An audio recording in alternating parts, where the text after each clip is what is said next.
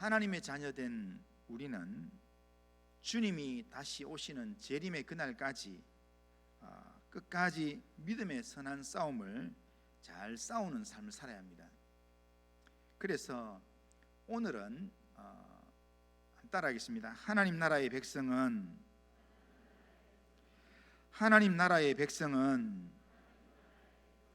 하나님께 믿음으로 나아가 믿음으로 살아야 합니다. 자, 하나님 나라 백성은 하나님께 나아가서 믿음으로 나아가서 믿음으로 살아야 된다라는 그런 내용으로 오늘 말씀을 생각해 보겠습니다. 예수님의 제자였던 요한은 그의 서신에서 무릇 하나님께로부터 난 자마다 세상을 이기느니라 그렇게 말씀했습니다. 믿음의 싸움에서 우리가 세상을 이긴다라는 것입니다. 그런데 어떻게 이기는가 하면 거기에 이어서 바로 말씀해 주는데 무릇 하나님께서 난 자마다 세상을 이기느니라. 세상을 이기는 승리는 이것이니 우리의 뭐라고 했습니까? 한번 따라하겠습니다. 우리의 믿음이니라. 자, 우리의 믿음이 세상을 이기는 승리의 비결이다 라고 그렇게 말씀합니다. 그래서 성경은 그리스도인 된 우리에게 세상에서 가장 중요한 능력, 성도에게 가장 중요한 능력이 뭐냐면 바로 믿음이라 그렇게 가르치고 있습니다. 하나님께서 아브라함을 의롭게 여기신 것도 그의 믿음을 보시고 그를 의롭게 여기셨다 했습니다. 그리고 우리가 멸망치 않고 영생을 얻는 비결도 하나님의 아들을 믿는 믿음이다 그렇게 말씀했습니다. 마지막 날이 주님은 우리를 통해서 마지막 날에 주님이 우리를 통해서 보기를 원하시는 것, 그것도 우리의 믿음이라 그렇게 했습니다. 그러니까 성경에서는 믿음을 굉장히 중요하게 말씀하십니다. 믿음으로 구원받고 믿음으로 하나님의 영광을 보고 믿음으로 주님의 나라에 들어가게 된다. 그렇기 때문에 우리는 믿음으로 영적 무장을 분명히 하고 있어야 된다라는 겁니다. 오늘 본문 히브리서 11장은 믿음장이라고 합니다. 믿음에 대한 이야기를 계속하고 있는 그런 장입니다. 우리보다 앞서 신앙생활했던 믿음의 선배들이 살았던 믿음의 삶을 보여주는 내용이 히브리서 11장의 내용입니다. 그런데 그 중에 오늘 본문은, 우리가 읽었던 이 본문은 믿음의 선배들이 붙잡고 살았던 믿음이 무엇인가, 그것을 몇 가지로 이야기해 줍니다. 자, 그렇다면 믿음의 선배들이 붙잡고 살았던 성경이 말씀하는 믿음이 뭔가, 그리고 하나님이 찾으시는 믿음은 어떤 믿음인가, 이것을 오늘 본문을 통해서 잠시 생각해 보겠습니다. 자, 먼저 우리가 생각해 볼 것은 성경이 말하는 믿음이 뭔가라는 겁니다. 믿음이 뭡니까? 오늘 본문 1절 2절을 보면 그것에 대한 대답을 줍니다. 1절 2절 우리 같이 한번 읽어보겠습니다. 시작. 믿음은 바라는 것들의 실상이요 보이지 않는 것들의 증거니 선진들이 이로써 증거를 얻었느니라. 아멘. 여기서 오늘 1절 2절은 믿음을 두 단어로 이야기합니다.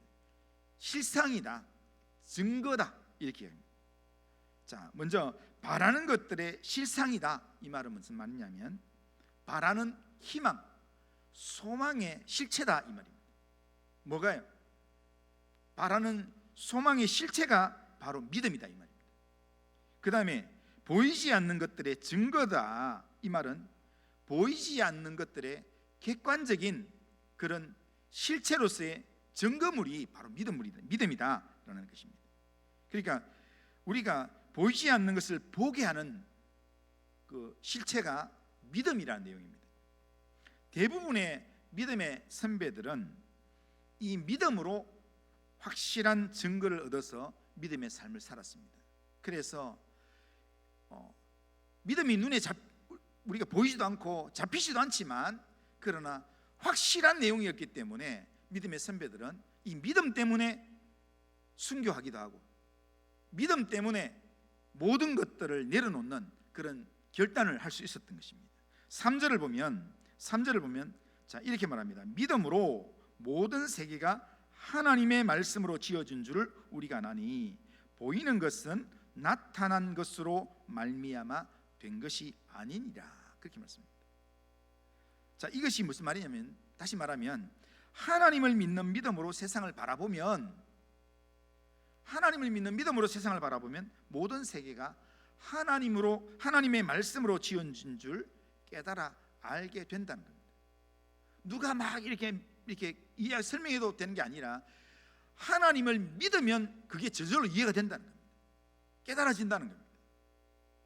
우리의 믿음이 우리를 그런 깨달음으로, 우리의 삶의 내용으로, 하나님을 알게 되는 내용으로, 하나님을 체험하게 되는 내용으로 우리를 인도한다는 겁니다. 우리는 종종 불확실한 상황에서 믿음이나 소망이라는 단어를 우리가 사용하는 경향이 있습니다. 가령 우리는 날씨가 좀 안 좋으면 내일 비가 안 왔으면 좋겠다. 또 내일 혹시나 학생이 시험 치면 내일 시험 좀 잘 치면 좋겠다.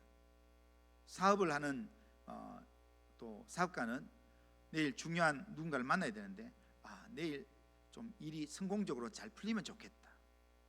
이런 내용과 같이 희망사항을 표현할 때 소망이라는 단어를 씁니다. 그런데 믿는 성도에게 소망은 막연한 바람이 아니라 확신에 기초한 바람이라는 겁니다. 그러니까 하나님이 약속하신 것을 반드시 성취하실 것이라는 확신에 기초한 바람, 이게 소망이라는 겁니다. 하나님이 약속하신 것을 반드시 이루신다라는 것을 믿고 바라는 것, 그게 바로 성경이 말하는 소망이라는 겁니다. 그러니까 믿음으로 소망의 확신이 생긴다라는 겁니다.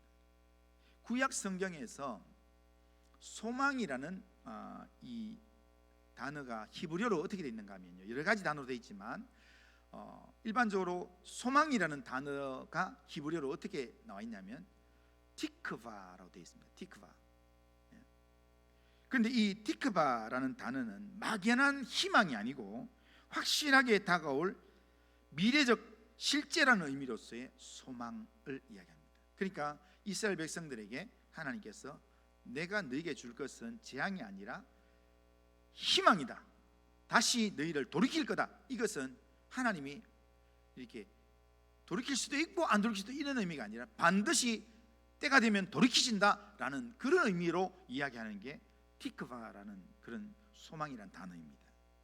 그런데 이 소망이라는 이 티크바라는 단어가 구약 성경에서요 약 한 400회가 사용되었는데요, 그 사용되었던 단어 중에서요 아주 똑같은 단어가 딴판으로 쓰인 단어가 있어요. 여호수아 2장에 가보면 두 명의 정탐꾼이 여리고성을 정탐하고 난 다음에, 그리고 여리고성에 숨었다가 기생 라합이 숨겨주잖아요.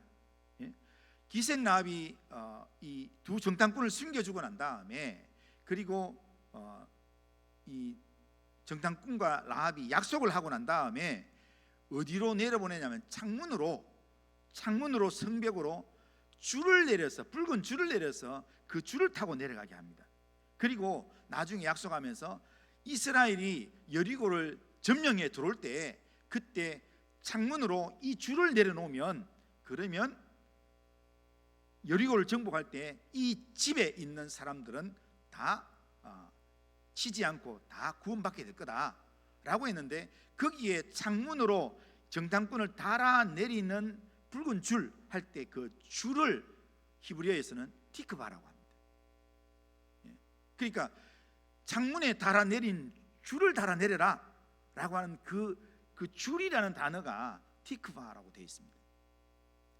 그러니까 왜 이게 이렇게 되어 있는가, 그렇게 하니까 그 내용이 줄이라는 단어하고 희망이라는 단어, 소망이라는 단어는 전혀 매치가 잘 안 되는 내용입니다.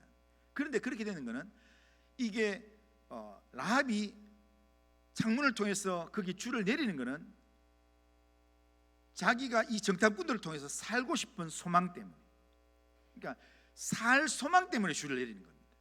그리고 이 정탐꾼하고 이 라합이 약속을 할 때도 이 진짜 확실한 소망의 줄을 내려라. 그러면 그 줄을 보면, 그 소망을 보면 내가 너희들이 살 수가 있다라는 의미로 그렇게 이 티크바라는 것을 내렸다는 겁니다.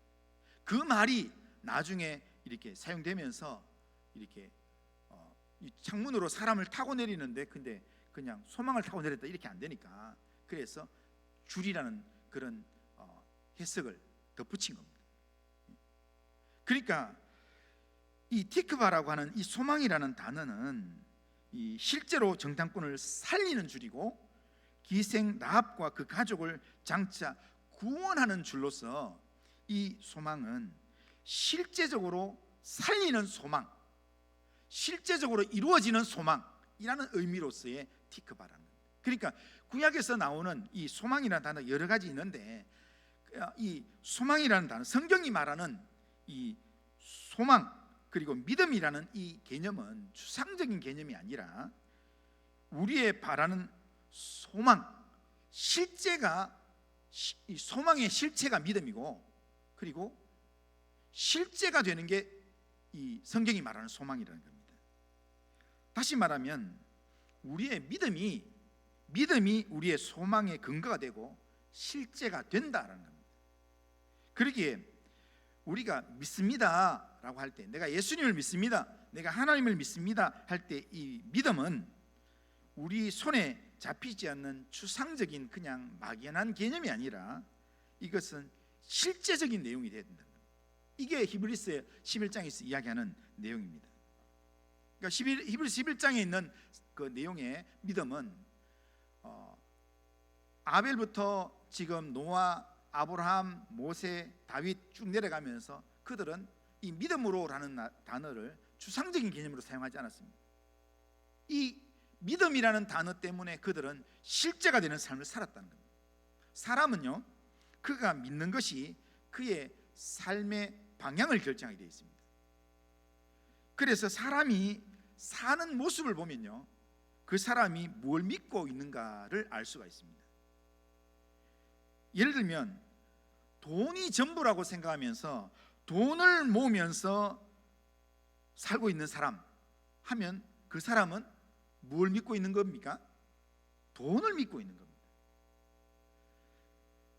건강한 삶이 전부라고 생각하면서 건강에 온통 신경 쓰면서 건강 음식 먹고 또한 운동하고 이렇게 살아가는 사람은 자기 건강을 믿고 있는 것입니다. 그래서 건강이 무너지면 자기가 끝났다고 생각합니다. 그렇게 보면 우리는 어떤 사람인가? 우리는 어떤 사람이 되어야 되는가? 우리는 하나님을 믿는 하나님의 사람인 줄로 믿습니다. 하나님을 믿는 하나님의 사람이라면, 우리가 하나님을 믿는 믿음의 사람이라면 하나님을 우리의 전부로 생각하고 하나님을 바라고 하나님의 약속의 말씀을 신뢰하는 그런 믿음의 삶을 우리가 실제로 살아야 되는 겁니다. 오늘 여기서 들었던 이 말씀을 그냥 한 귀로 듣고 한 귀로 흘리고 그냥 나 예배 들었다 이걸로 끝나는 게 아니라, 믿음은 들음에서 나는데 그 들음이 그냥 듣는 걸로 끝나는 게 아니라 내가 들었던 이 말씀이 내 삶에 실제로 나타나야 된다는 겁니다. 그러니까 내가 하나님을 믿습니다 하면 하나님을 믿는 믿음의 행동이, 내가 어떤 결정을 할 때 믿음의 행동이 그 결정으로 나타나야 된다는 겁니다. 건강을 챙기는 사람은요, 건강을 믿고 건강을 챙기는 사람은요, 행동에서 건강한 길을 선택하게 되어 있습니다. 음식을 먹더라도 건강한 내용으로 먹게 되어 있습니다. 그러니까 건강을 막 챙기는 사람은요, 제가 뭔가 먹으려 하면요, 이거 먹지 마세요, 안 됩니다, 안 됩니다. 못 먹게 하는 게 너무 많아요. 나는 건강에 대한 별로 관심이 별로 없기 때문에 나는 이거 먹어도 괜찮고 이거 먹어도 괜찮고 이래 하는데 안 됩니다. 절대로 먹으면 안 돼. 막 치워버리고 막 이렇게 합니다.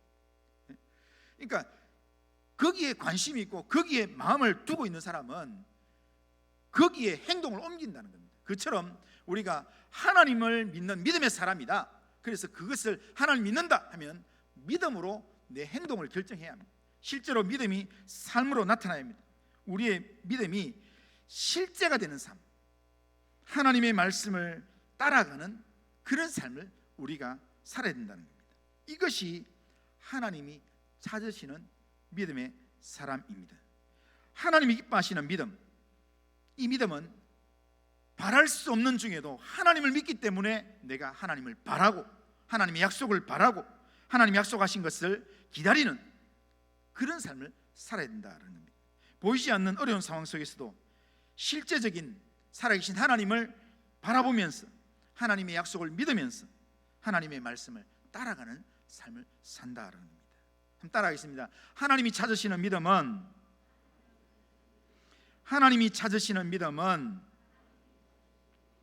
하나님을 믿는 믿음으로 말씀을 따라가는 삶을 사는 것입니다.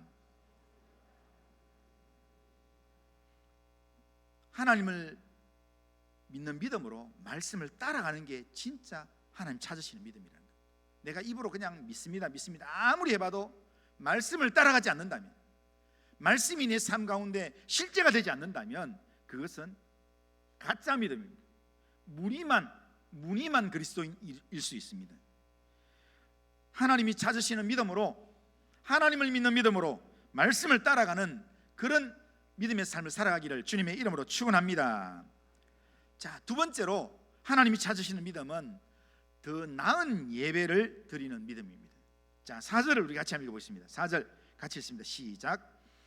믿음으로 아벨은 가인보다 더 나은 제사를 하나님께 드림으로 의로운 자라 하는 증거를 얻었으니 하나님이 그 예물에 대하여 증거하심이라. 그가 죽었으나 그 믿음으로써 지금도 말하느니라. 아멘. 자, 아벨은 더 나은 제사를 드림으로, 하나님께 드림으로 하나님으로부터 의롭다고 인정함 받았다는 겁니다. 아벨의 믿음은 드림으로 나타났습니다.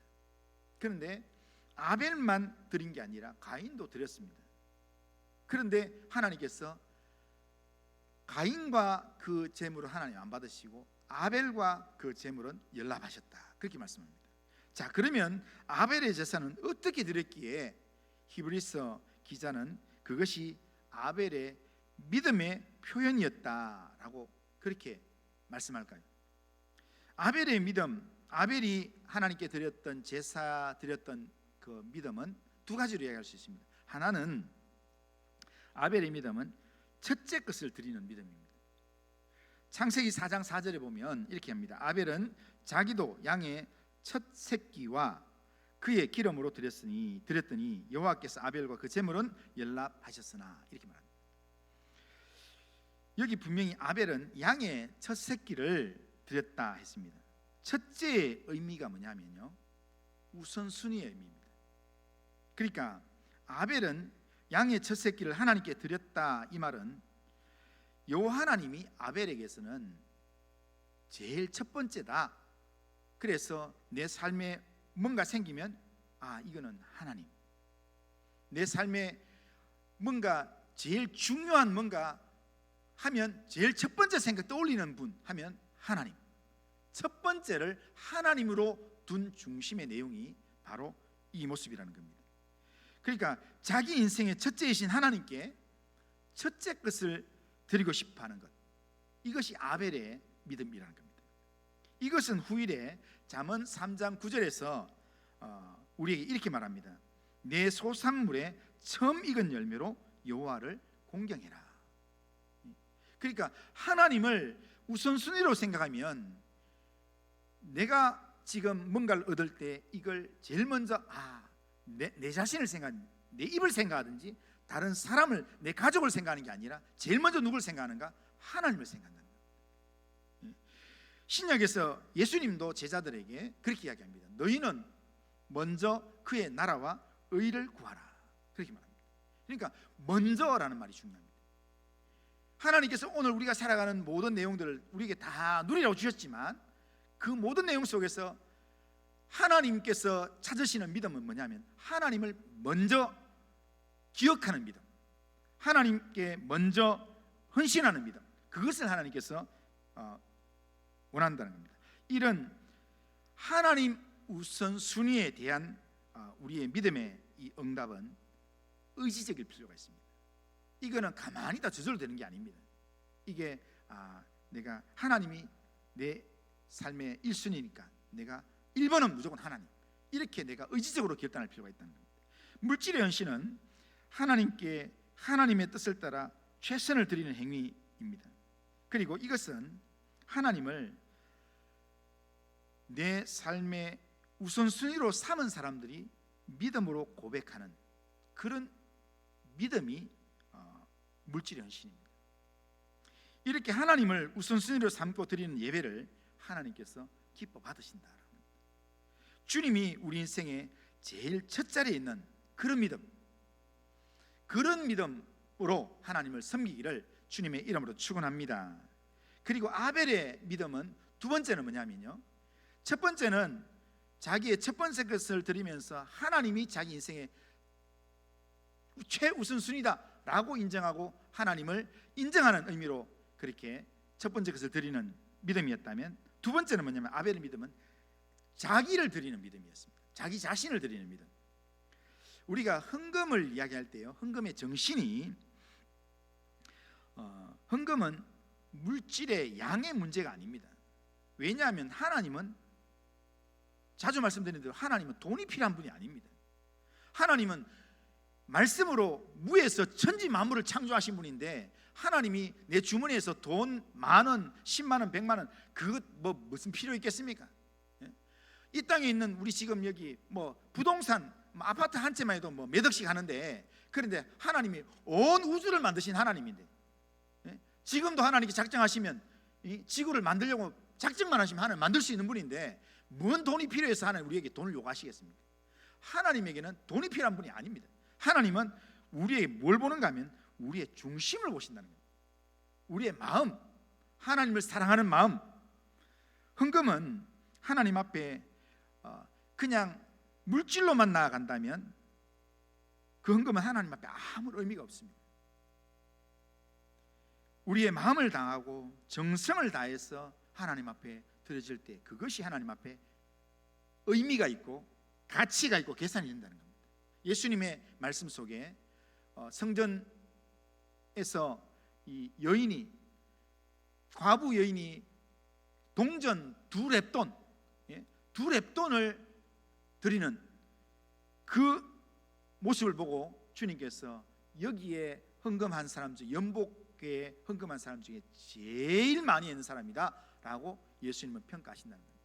그러니까 돈의 양으로 주님은 평가하시는 게 아니라 그 마음의 양으로, 마음에 주님을 얼마만큼 사랑하는가, 얼마만큼 주님을 의지하는가라는 그것을 하나님께서 보신다는 겁니다.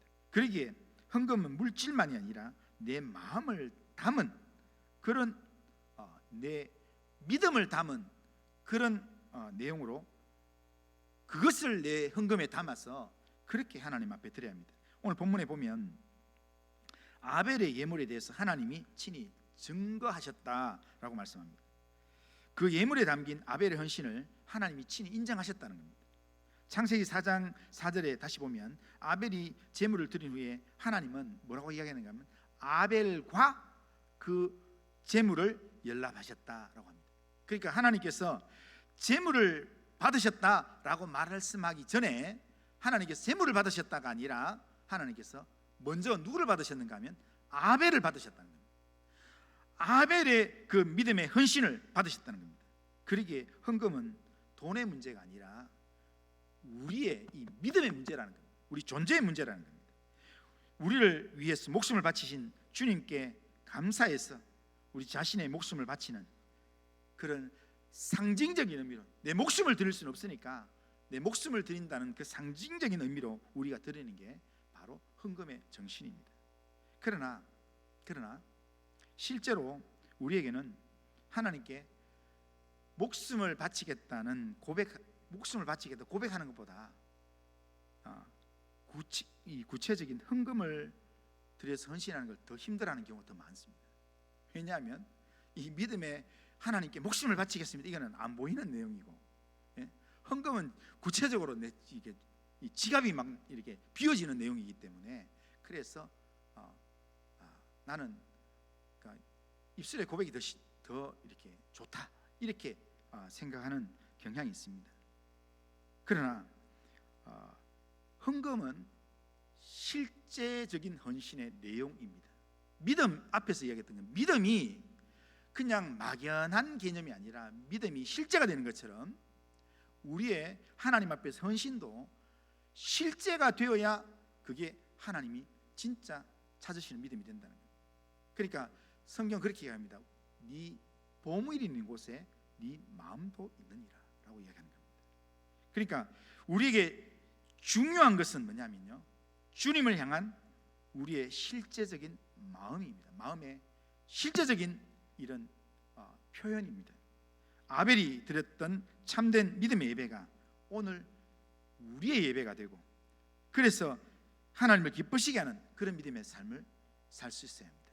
한번 따라하겠습니다. 하나님이 찾으시는 믿음은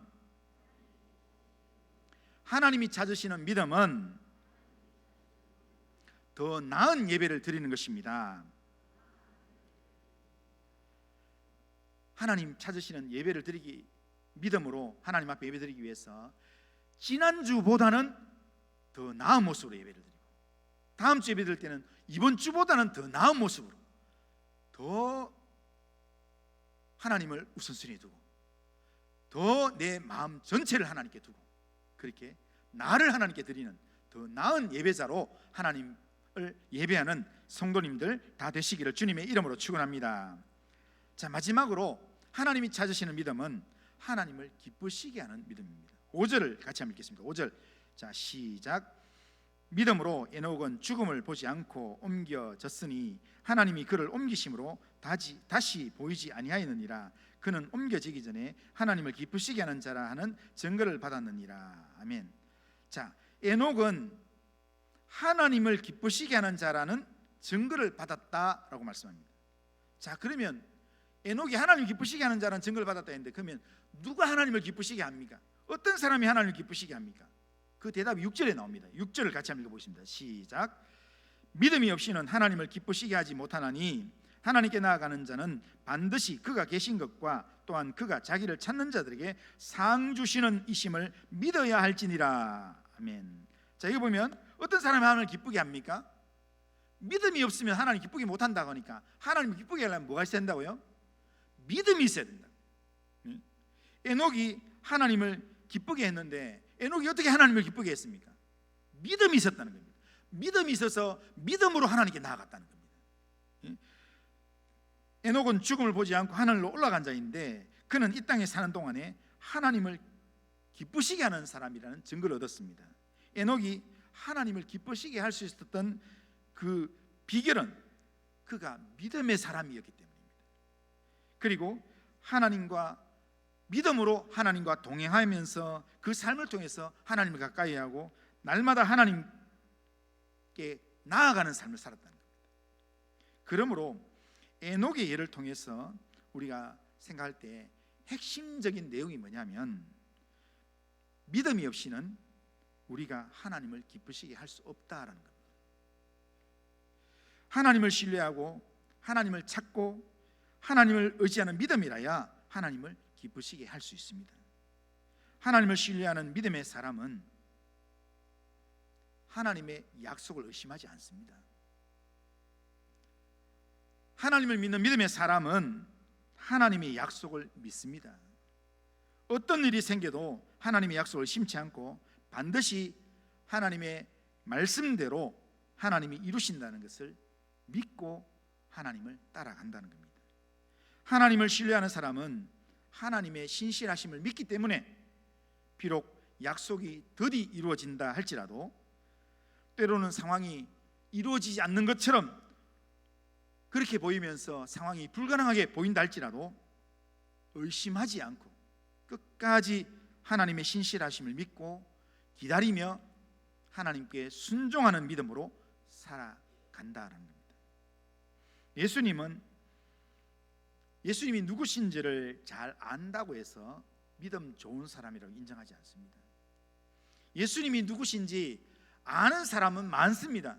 성경은 야고보서에서는 그렇게 이야기합니다. 귀신도 예수님을 안다, 그렇게 이야기했습니다. 복음서에 보면 예수님이 다가올 때 귀신들도 예수님 앞에 엎드려 가지고 예수님을 알고, 그냥 다른 세상 사람들은 예수님이 오는데도 모르는데도 불구하고 귀신들은 귀신같이 예수님을 알아요. 그래서 그 예수님 앞에 엎드려 가지고 어떻게 여기 오셨습니까? 좀 떠나주십시오, 이렇게 이야기한다는 겁니다. 그러니까 예수님을 아는 게, 누구신지를 아는 게 중요한 게 아니라, 예수님을 믿는 사람이라면, 예수님을 알고 하나님을 안다면 반드시 우리의 삶 가운데서 하나님을 사랑함으로 하나님을 기쁘시게 하는 삶을 실제로 살아가야 된다는 겁니다. 그게 믿음의 사람이라는 겁니다. 그게 하나님께서 원하시는 사람이에요. 누구든지 이런 믿음을 가지고 믿음으로 실제로 삶을 살아가면 거기에 하나님의 영원한 약속이 따라오게 되어 있습니다. 하나님을 믿는 믿음으로 살아가는 그 삶에 하나님께서 기쁨을, 영광을 받으시고 하나님이 기뻐하시는 그런 은혜가 나타나고 하나님 약속하신 영원한 복이 우리의 삶에 채워진다는 겁니다. 구약 성경을 자세히 보고 신약 성경을 자세히 보면요, 누가 하나님의 영광을 보았습니까? 예수님은 그렇게 말했습니다. 마르다에게, 네가 믿으면 영광을 보리라. 그런데 구약 성경을 한번 쭉 보십시오. 신약 성경을 보십시오. 누가 하나님의 영광을 보았습니까? 실제로 믿고 믿음으로 살았던 사람들이 하나님의 영광을 보았습니다. 요단강이 범람하는 그 상황 가운데서 하나님의 말씀이, 법궤를 맨 제사장들이 먼저 범람하는 물에 발을 내디디라 할 때, 하나님의 약속을 믿고 발을 내디딜 때 하나님이 베푸시는 기적의 영광을 보게 되는 것입니다. 오늘 우리가 살아가는 우리의 삶 가운데 하나님께서, 우리가 하나님을 믿는 믿음의 사람이라면 하나님 믿는 믿음으로 실제적인 믿음의 삶을 살아라 라고 우리에게 이야기한다는 겁니다. 오늘 우리는 하나님이 찾으시는 믿음에 대해서 우리가 말씀을 생각했습니다. 믿음은 우리가 수상적으로 그냥 믿습니다 하고는 그냥 내 머릿속으로만 이야기하는 그런 내용 같지만 사실은 그게 아니라 믿음은 실제입니다. 믿음, 하나님이 찾으시는 믿음도 실제로 삶에서 우리가 하나님을 믿기 때문에 하나님을 높이는 삶을 살고, 그리고 하나님을 믿기 때문에 오늘 우리의 주어진 삶에서 하나님의 말씀대로 실제로 우리가 순종하는 삶을 살고, 하나님을 믿기 때문에 하나님만을 기쁘시게 하는 그런 예배자의 삶을 살고, 그렇게 살아간다는 겁니다. 오늘 예배드리는 우리 모두가 이런 하나님이 찾으시는 믿음으로 하나님의 말씀을 따라가며 하나님을 온전히 높이는 예배자의 삶을 살며 하나님을 기쁘시게 하는 그런 믿음으로 날마다 살아갈 수 있기를 바랍니다. 오늘 말씀을 이렇게 핵심 이야기를 다시 한번 정리하면 따라하겠습니다. 하나님 나라의 백성은 하나님께 믿음으로 나아가 믿음으로 살아야 합니다.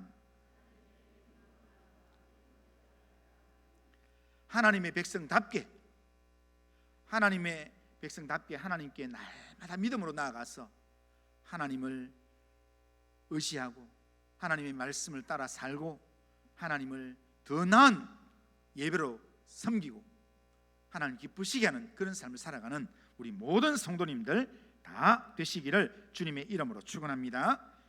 자, 우리 결심문 우리 같이 한번 읽겠습니다. 결심문 같이 읽습니다. 시작. 전능하신 하나님 나라의 백성으로서 믿음이 실제가 되는 삶, 하나님의 말씀을 따라가는 삶을 살아가겠습니다. 더 나은 예배를 드린 아벨처럼 하나님을 최우선순위에 두고 우리 자신을 하나님께 드리는 참된 예배자의 삶을 살아가겠습니다. 에녹처럼 믿음으로 하나님께 나아가 하나님을 의지함으로 날마다 하나님을 기쁘시게 하는 믿음의 삶을 살아가게 하옵소서. 아멘. 이런 결심과 또한 기도 제목으로 하나님 앞에 살아가기를 주님의 이름으로 축원합니다. 기도합니다. 거룩하신 하나님 아버지, 오늘도 예배를 통해 말씀을 듣게 하신 하나님 감사합니다. 우리를 하나님의 특별한 은혜로 구원해서 하나님 나라의 백성으로 삼아 주셨사오니 하나님의 백성답게 오늘도 하나님을 믿는 믿음으로 하나님을 바라보며 하나님만을 의지하는 예배자로 살아갈 수 있도록 인도하여 주옵소서. 아벨처럼 하나님만 높이는 참된 예배자, 더 나은 예배를 드리는 하나님 예배자로 하나님 앞에 살아가게 하시고, 에녹처럼 날마다 하나님께 나아가 하나님과 동행함으로 하나님을 기쁘시게 하는 믿음의 삶을 살 수 있도록 인도하여 주옵소서. 믿음으로 따라가게 하시고 믿음으로 결단하게 하시고 믿음으로 하나님 말하고 행할 수 있도록 인도하여 주옵소서. 그런 삶 가운데 하나님께서 믿는 자에게 이런 표적이 따르리니 하는 그런 하나님의 역사가 우리의 삶을 채울 수 있도록 인도하여 주옵소서. 예수님의 이름으로 기도드리옵나이다. 아멘.